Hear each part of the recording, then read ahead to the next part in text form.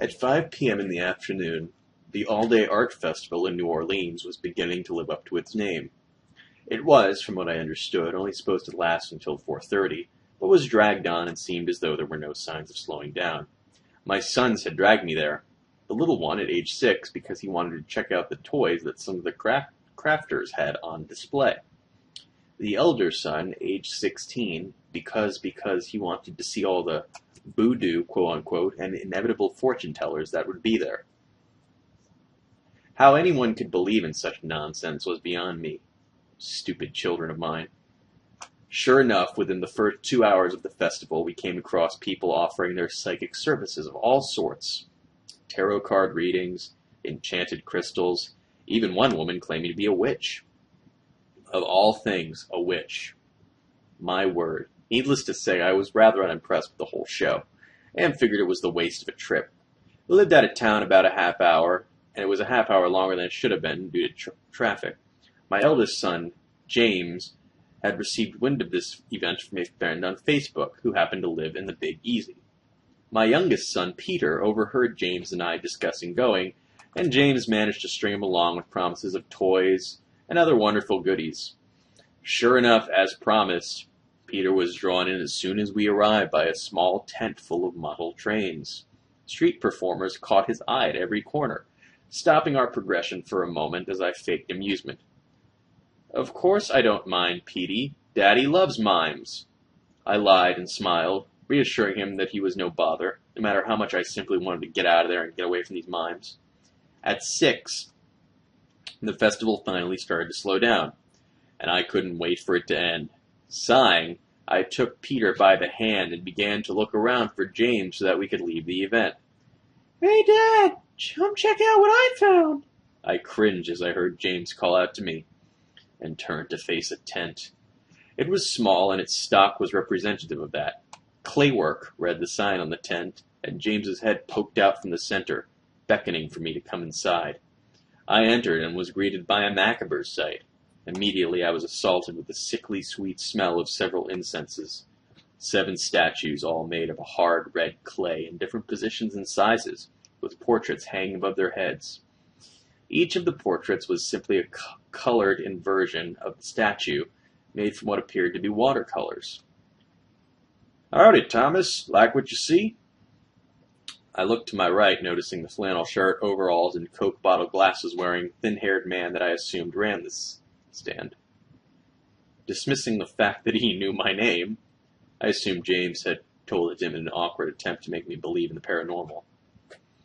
I acknowledged him with a nod of the head. "Well, it all looks well made, I'll give you that. Are you a professional?" I asked him, crossing my arms and inspecting one statue in particular. It was a man about my height, with his hand on his chin and his head cocked as though he was looking at the fine piece of art and loving it. His other hand rested gaily at his hip, and his legs were straight and stiff as though he were originally standing at attention when something caught his eye. Though the statue was of a naked man, the portrait depicted him in the same stance, but wearing a plain white robe stereotypical of a Roman emperor. The other statues were distant to me, and I hardly noticed them. This one seemed to speak to me, and I actually sort of liked it. I turned to the owner, realizing he had been speaking to me while I inspected the statue, but I had tuned him out in my intrigue. He smiled and laughed as though this wasn't the first time. "I'm as professional as they get, sir. In a trade like this, we don't have too many practitioners anymore. The art of claywork is dead, or so they say. I carried on the craft from my dad, who learned it from his dad, and so on, all the way back to the first clay worker in England." When the man said that claywork was dead, I was confused. I had no idea if claywork was even a real term or profession, but I had seen statues of clay many times before. None so perfectly sculpted as this, but still works of clay nonetheless. "I see you're taking an interest in this one here. The portrait and the statue are a set, and they're both yours for just $50. Peter was off, inspecting the other statues and whatnot, but James was, sure enough, at my side with $25 in his hand. I surprised myself by, without much hesitation, handing over a full $50 to the owner. "Great! Need any help carrying it out to the car?" he asked, snatching it up in a heartbeat. "No thanks. Me and my boys can carry these out ourselves." I was suddenly off-put, thinking it strange of myself to hand over money so quickly, and even more for his owner's overexcited smile and tone. I let Peter haul off the portrait, while James and I moved the statue. It was surprisingly light for its size, as though it were hollow inside. It took a little work to fit it into the back seat, but we both got it and the portrait home with no real difficulty. "I know you're not putting that thing in my house," my bitch of a wife complained. I was busy placing the portrait on the wall in the computer room, just above the statue. I admired how soft the canvas was, much to my surprise, as though it were cured with some odd substance. "Well then, you must not be too wise, because that is exactly what I'm doing," I stated firmly as I finished hanging it up, before turning around to smile cockily to my less than amused wife, Sally. It was a bit touch and go, but after some debate she agreed to allow me to keep it. "Now put your foot down." I was ecstatic, and so was James in our victory. I went to sleep that night thinking about heading to the festival to get another. My dream was dark, and all I saw was the statue I had bought earlier that day, holding the portrait of himself. A gruff voice began to speak. "It all started when he was just 10 years old, and his mother let him watch Silence of the Lambs. He was inspired by the serial killer, Buffalo Bill, and noticed that with all humans could become useful, just as his dreadful hero Buffalo Bill had made them." I woke with a start to the sound of Peter calling my name. Groggily, I checked the clock. 4:24 in the morning. Muttering to myself, I walked to Peter's room and jumped a little at what I saw. The statue, portrait tucked neatly under its arm, was standing at the foot of Peter's bed, looking at him with the same interest that was always conveyed in his posture. "Ha ha ha, very funny. God damn it, James," I mumbled, lifting the statue and returning it to its former post in the hallway. I decided against scolding James that following morning, thinking it would only encourage him to do it again. The day progressed as usual, and as I returned home from work, I saw my two sons hanging about the piece of art, mocking the way it stood. It was later that night that things began working on the same track as it had the night before, but different. The statue in my dream this time was a little boy, one that was at the very back of the stand. He was lying flat in his stomach, hands on his face and feet in the air, and the portrait above him depicted him in a sailor suit. A soft, almost frightened voice spoke to me. "He noticed how humans were always so soft, and he didn't like it, however, and that was when he decided how he could make them useful. He could immortalize them and make them hard." I awoke at 4:24, same as the night prior, but not so much in shock as I was flustered. I dismissed it as a coincidence and rolled over to sleep. The next morning at breakfast, we paused to see James carrying the statue out of his room. "Whoever put that there, good job. You got me. It freaked me out. And who was it?"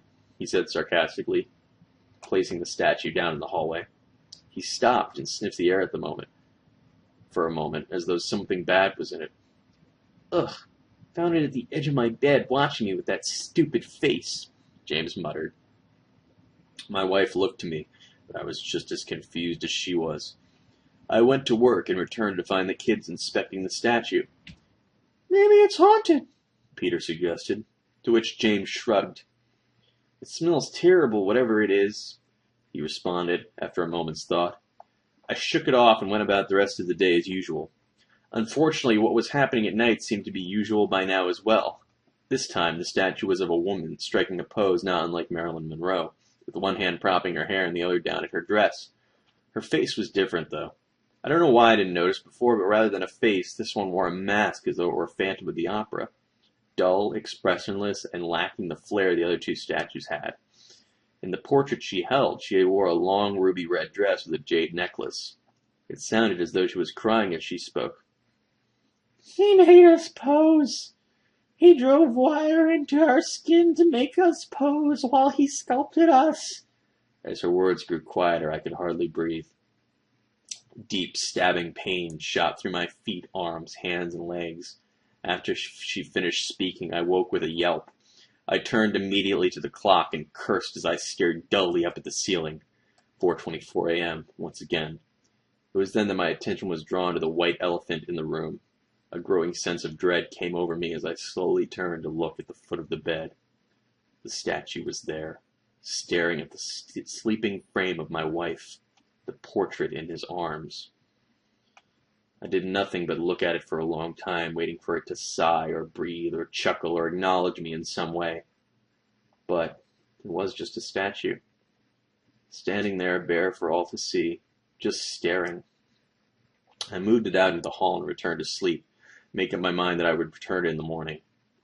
True to my word to myself, in the morning I stuffed the objects into my car, called in sick to work, and made my way for New Orleans. The art festival was going on for a week, and all the tents would still be there, so I dragged the accursed object through hell and high water to get it back to that stand.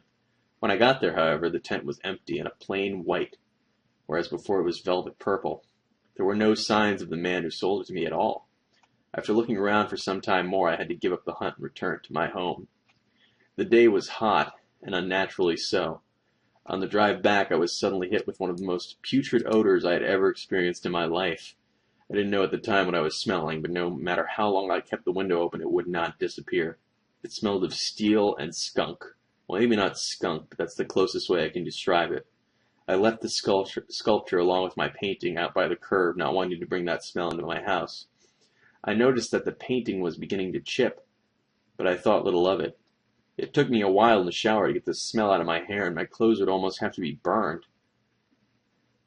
I went to bed that night frustrated, confused, and maybe just a little frightened. The dream that night will never leave me. There were no statues and no paintings, only a television with a grim-looking newscaster. Today, the manhunt for Gregory, Arkansas has ended. Charged with the disappearance of a family of 7, Gregory, Arkansas was charged with 7 counts of murder and kidnapping, all of which he admitted to. He was apprehended this morning at an art festival in New Orleans.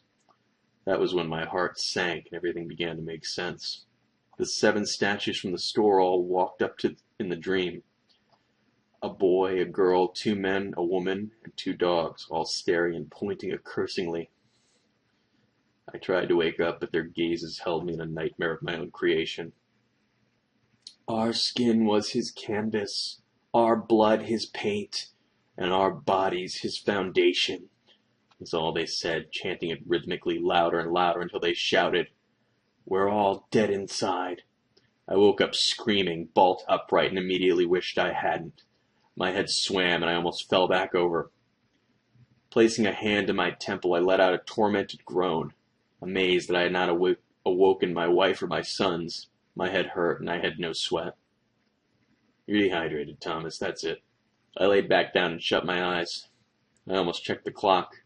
The AC always cut off manually at 7, but tonight it wasn't on, and it couldn't have been 7. I didn't look at the clock, though, because I knew exactly what time it was. 4:24 a.m. And I knew that if I looked, that is all I would see. It hurt, however, and I desperately needed water. Grinning through the pain, I challenged myself to look at the clock. My heart jumped into my throat as I looked at the abdomen of a man molded from red clay. Black streaks ran down the chest, and the putrid scent of steel and rotten meat followed. I looked up, following the stale, rotten blood slowly until my face met his. There was no anger in his glance, like in the dream. Only curiosity, as was always shown by the statue.